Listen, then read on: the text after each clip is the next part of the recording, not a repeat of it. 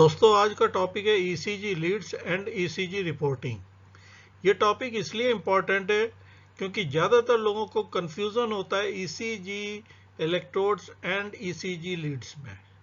ECG electrodes को usually लोग ECG leads कहते हैं, जबकि ECG इलेक्ट्रोड्स अलग हैं, ECG लीड्स अलग हैं। ECG leads क्या है? ECG lead is a graphical description of the electrical activity of the heart and it is created by analyzing several electrodes. जो चेस्ट वॉल लिम्स पे हम अटैच करते हैं वो इलेक्ट्रोड्स होते हैं।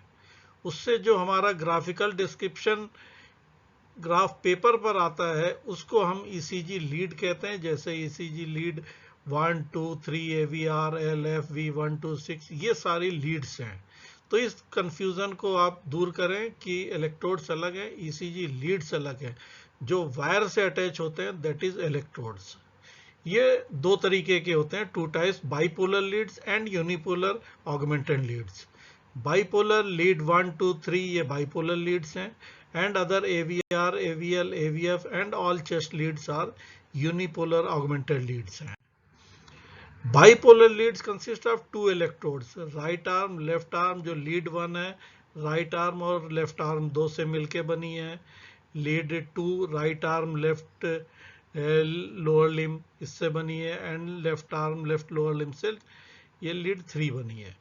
तो इस तरीके से ये bipolar leads consisting of two electrodes of opposite polarity, इधर माइनस पोलैरिटी है इधर प्लस पोलैरिटी है, तो इससे बनी है। There is a triangle, Einthoven's triangle. ये इंथोवियंस ट्राइंगल कहलाता है। It is a imaginary formation of triangle by using 3 limb leads, lead 1, lead 2 and lead 3। इसको इंथोवियंस ट्राइंगल कहते हैं। Unipolar leads, these are augmented limb leads, AVR, LF and chest lead V1 to 6 are unipolar leads. It consists of single positive electrode and a reference unit. जैसे ये AVR, AVL, AVF, this is the reference point. ये single electrode होते हैं। Lead AVR, it is augmented unipolar right arm lead, AVR, usually oriented towards heart cavity. Thus all deflection P, Q, R, S, T are negative in this lead. AVR ये negative deflection इसका होता है। Lead AVL, it is augmented unipolar left arm lead, AVL. This lead usually oriented towards anterior lateral and superior surface. This is the superior surface, anterior lateral surface of the heart. तो ये AVL को represent करता है। AVF ये inferior wall of heart को represent करता है। ये यूनिपोलर लीड है। चेस्ट लीड्स, ये 6 चेस्ट लीड्स हैं। ये पहले भी आपको बताया जा चुका है। V1, 2, V3, V4, V5, 6 ये कहाँ का लगते हैं? V1 4th intercostal space on right side of chest wall. V2 to 6 ये लेफ्ट साइड में लगते हैं, just lateral to sternum on right side in 4th intercostal space. V2, V6 mid axillary line, V4 mid clavicular line, V5 anterior axillary line, V3 V2 और V4 के बीच में लगता है। Orientation of lead representation, inferior surface is formed by L2, 3 and AVF, superior left lateral wall L1 and AVL, cavity of heart AVR and V1, anterior wall V1 to V3, septum formed by V4, lateral wall V5 and 6 and posterior wall no lead oriented towards posterior wall. ECG से हम posterior wall को नहीं identify कर पाते हैं। Suppose कोई MI का patient आता है तो यही लीड्स देख के हम डिटेक्ट करते हैं, डायग्नोसिस बनाते हैं कि इंफीरियर वॉल MI है, लेटरल वॉल MI है, एंटीरियर वॉल MI है। ये रिप्रेजेंटेशन है लीड्स का, किस सरफेस को रिप्रेजेंट करती है। देन मैकेनिज्म ऑफ डिफ्लेक्शन, ये पॉजिटिव डिफ्लेक्शन है, ये निगेटिव डिफ्लेक्शन है।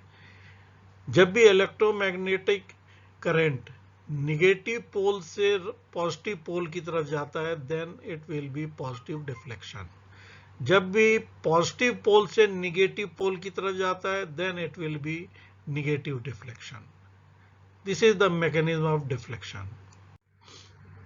This is normal ECG wave, P wave, Q, R, S and T. Just from the beginning of P and to the end of P is P wave. PR interval beginning from P and end of PR segment means starting of Q wave. This is PR interval. PR segment is end of P and starting of Q wave.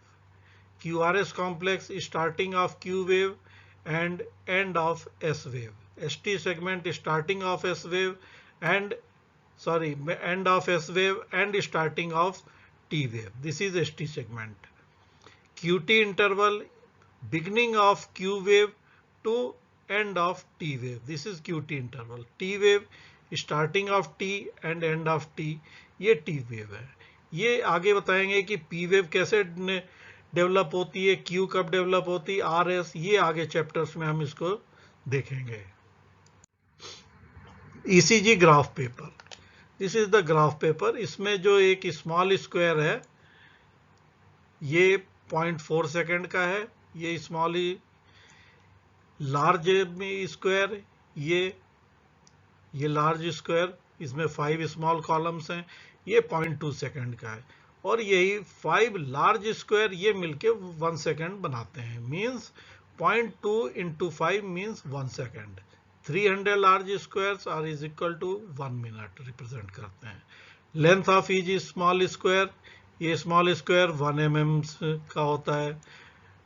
1 big square, ये 1 big square it is 5 mm। Then this is the ECG reporting format. अगर आपको real में ECG learn करना है तो आपको हर ECG को इस फॉर्मेट में एंटर करके ही आप लर्न कर सकते हैं। अगर आप हाइपोथेटिकल लर्निंग की करेंगे तो आप ECG लर्न नहीं कर सकते। This is the standard ECG reporting format, जिसमें सारे कॉलम्स हैं, rhythm, rate, PR interval, QRS interval, QT duration, P wave, QRS complex, axis, Q waves, ST segment, T wave, U wave, ये सब आगे discuss करेंगे। लेकिन this is the standard format. आपको एक एक चीजें देखनी है और उसकी फाइंडिंग्स मेंशन करनी है, तब आपको यहाँ इंप्रेशन बना करना है कि क्या आपके डिफरेंशियल डायग्नोसिस है, क्या आपके फाइनल कमेंट्स हैं। This is for axis. ये सारा हम अभी आगे देखेंगे। Now come to measurement of ECG wave. Normal P wave height 2.5 mm की होती है, ये from this starting to ये 2.5 mm है, and width less than 3 small square. This for starting to end, ये less than 3 small square होते हैं। Normal QRS ये less than 0.12 second means 3 small squares from here to here, ये 3 small square। Normal QT interval means beginning of Q and end of T wave. This is QT interval. Normal is 0.42 second. Normal ST segment 0.08. This is the ST segment, 0.08 second. Normal T wave height is 5 mm. ये T wave height is normally 5 mm in limb leads and 10 mm in chest leads. U wave usually इसको आप define करेंगे present और absent. यही reporting में अगर जो U wave का कॉलम है उसमें आपको प्रेजेंट और एब्सेंट यही फिल करना है। इस वीडियो में ये डिस्क्रिप्शन बहुत ही शॉर्ट दिया था, जिसमें जस्ट इंट्रोडक्शन था ECG वेव्स का, और इसकी फर्दर डिटेल नेक्स्ट वीडियोस में देखेंगे। दोस्तों, अगर आपको ये वीडियो अच्छा लगा हो तो आप इसको लाइक, शेयर एंड सब्सक्राइब जरूर करें। Thank you.